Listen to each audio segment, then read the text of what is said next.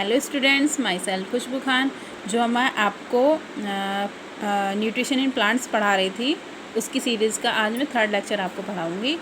तो देखिए, saprophytic plants क्या होते हैं। सैप्रोफाइटिक प्लांट्स वो प्लांट्स होते हैं जो अपना न्यूट्रिशन डेड और डेकिंग डेड और डेकिंग बॉडी से एब्जॉर्ब करते हैं।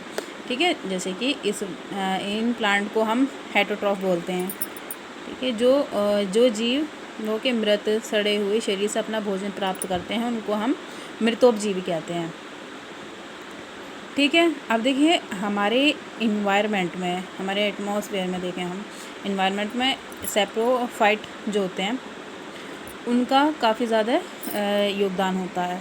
क्योंकि जैसे किसी ऑर्गेनिज्म की या किसी प्लांट की डेथ हो जाती है, अब उसका ब्रेक डाउन होना, ताकि जो उसके न्यूट्रिएंट होते हैं बॉडी में, बायोजियोकेमिकल जो साइकिल होती है वो इसी तरह से मेंटेन होती है।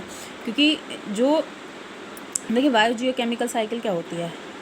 बायोजियोकेमिकल साइकिल वो होती है जैसे कि किसी ऑर्गेनिज्म की डेथ हुई, डेथ होने के बाद में बहुत सारे फंजाई कवक उस पर अटैक करते हैं और उसकी जो भी न्यूट्रिएंट होते हैं उसको सॉइल में मिला देते हैं और फिर से उस जगह कोई प्लांट ग्रोथ करता है तो वो प्लांट सारे न्यूट्रिएंट लेकर अपनी बॉडी में फिक्स करता है। ठीक है, अब इससे क्या होता है, एक तरह से बायोजियोकेमिकल साइकिल मेंटेन रहती है। अब इसी तरह से कुछ सैप्रोफाइटिक प्लांट्स भी होते हैं।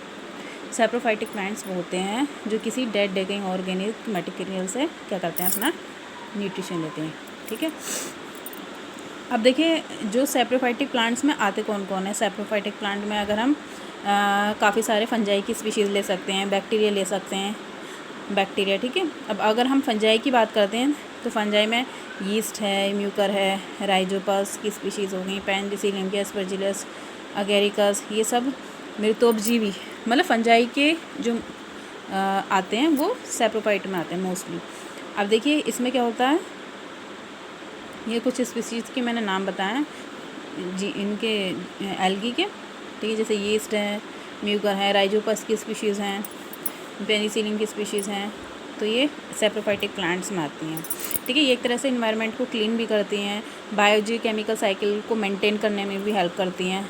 अगर जैसे हम मॉस प्लांट की बात करते हैं, कुछ मॉस जैसे कि स्प्लैंकनम है, हिप्पनम है, ये भी हमारे सैप्रोफाइटिक प्लांट्स का एग्जाम्पल होते हैं। अगर हम टेरिडोफाइटा में बात करें तो बॉटरेडियम की स्पीशीज़ हैं, लाइकोपोडियम की स्पीशीज़ हैं, ये भी सैप्रोफाइटिक प्लांट्स में आती हैं।